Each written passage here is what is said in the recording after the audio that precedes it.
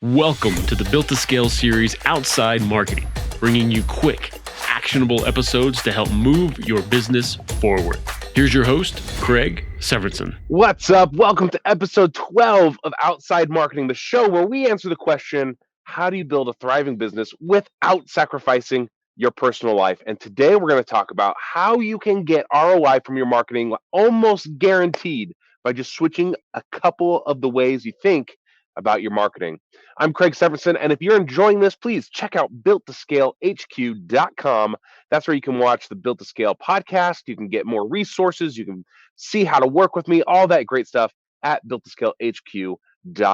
All right, so yesterday, I woke up. I don't know if you've had a day like this before, but I woke up with a pretty chill day. I planned on working on my book. I planned on taking some time to just get some admin stuff done. And about 9 o'clock, I start getting these requests from clients and from colleagues saying, "Hey, you got some time? You got some time? You got some time?" And so I went from a pretty chill day to a pretty packed day. And one of those calls was with a friend of mine who was thinking about doing some ads and a video sales letter. And so she wanted to talk about, what is this a good idea? Like, this is what I'm thinking about for my marketing. What do you think? Let's walk through it. So we started going through it, and there's two things that really stood out to me about that conversation. Number one is that if you have questions about whether or not you should do something, 90% of the time, the answer lies inside of your niche. It lies by looking at your ideal audience because the question, let's put another example. Let's say, should I be on Facebook? Should I be on LinkedIn? Should I be on Twitter? Should I be on Instagram? Should I be all these social media platforms, right? Where should I be? And most people, they say, oh, I'm just going to hustle. I'm going to be on all of them. And the truth is that you should ask yourself, well, where is my audience? Where are my ideal clients? Are they on LinkedIn, or are they on Facebook, or are they on TikTok, or are they on YouTube? Where are they? And sometimes the answer is multiple locations, but many times it's one or two. And when you know where your ideal audience is and you focus on those locations where they're at, you can stop the hustle of running all over the place trying to get everything done and focus on the places that really truly matter. That's what we talk about when one of the hardest things about entrepreneurship is that there's so much good things that we could be doing that we lose sight of what are the essential things that we have to do in order to grow our business. So when you cut that fat, when you cut out the non-essential and focus on the essential, then great things happen in your business. And that's a great example, right? Like, you don't have to do all the social media. You just have to do where the one or two places where your ideal audience hangs out. So that was the first question we asked ourselves. So she's considering, do I spend all this money on ads? Do I spend this money on a VSL? Do I hire this agency to help me do this? Question number one, where is her audience? If she ran ads, could she reach them? If she had a VSL, is that a proven method already in her marketplace? So the answers to those were yes. So we're like, okay, so in terms of strategy, it's a good idea, right? The second thing that we really wanted to explore was, is there a clear ROI to this activity?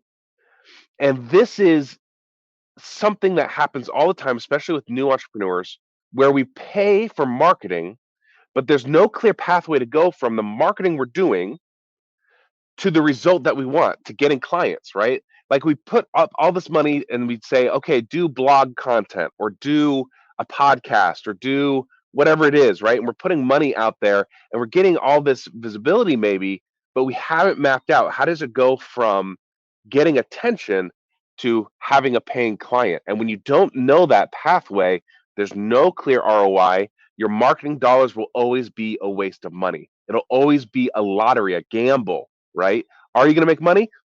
We don't know. Maybe this will reach somebody, they'll be super proactive and they'll join in, right? So is there a clear ROI from this activity to getting a paid client? And lots of times it's just understanding, am I doing this marketing to get visibility? And when I get visibility, what do I do with that, right? Do I move it to an email list?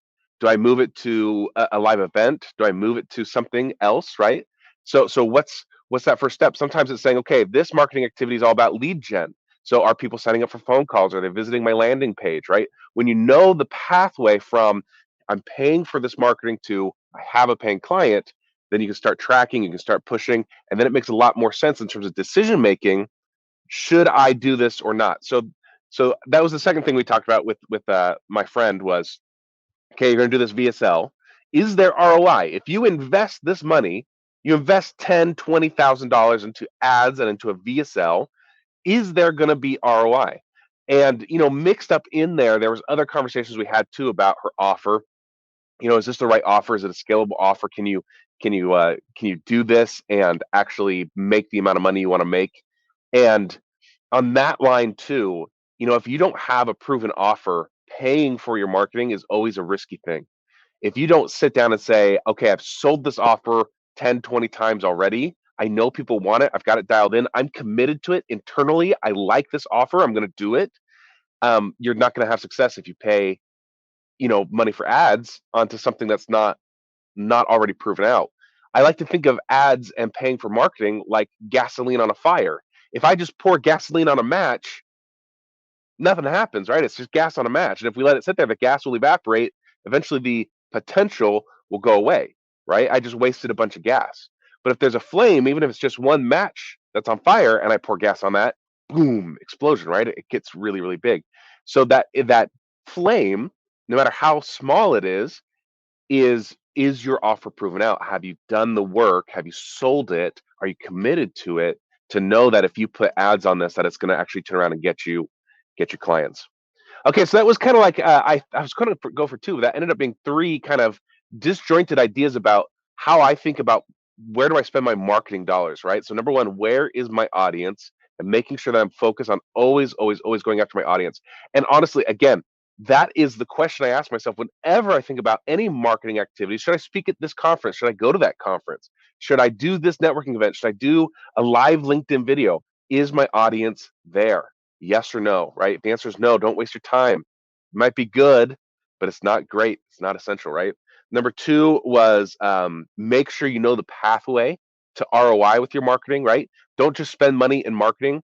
And by the way, that does not preclude any tactic. So I use podcasts as an example. My approach to podcasting, because I have a podcast, is different than most people's. So my approach to podcasting is I am making a show for my ideal audience, and the guests on my show are from my ideal audience. So every time I do one of these shows, I'm at least having one high quality conversation with a potential client because my guest could be a client. So we get to create great content, but also the podcast is ROI positive because I always have a chance at an instantaneous sales call, right? And that doesn't mean I'm pushy or salesy or anything like that. It means we have a great conversation, and then I say, hey, by the way, I think I can help you, or I think my services might be of value to you. Do you want to talk about it? Like you can be really friendly, right, and be ROI positive at the same time. So it doesn't matter what tool you're using, podcast or whatever.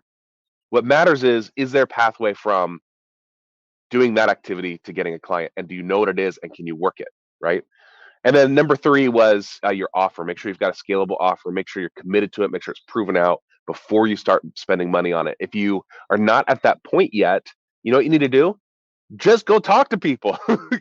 Go talk to potential clients, get them on the phone, ask them questions, make offers, sell it a couple times. Like that's the way to get some traction. Then when you have traction, that's when we start paying for marketing. That's when we start paying for ads. That's when we start paying to put that gasoline on the little flame you got going so that it blows up. All right, that's what I got for you today. I hope you enjoyed this. I really enjoyed talking to you. Remember, check out builttoscalehq.com if you want to listen to the podcast, Built to Scale. And there's also resources there and giveaways and fun stuff. So go check it out. Until next time, take some fast focus, imperfect action. I believe in you. I got your back. We'll talk soon, guys. See ya. Thanks for joining us. To check out all the Built to Scale episodes and to see how Craig can help you in your business, go to builttoscalehq.com.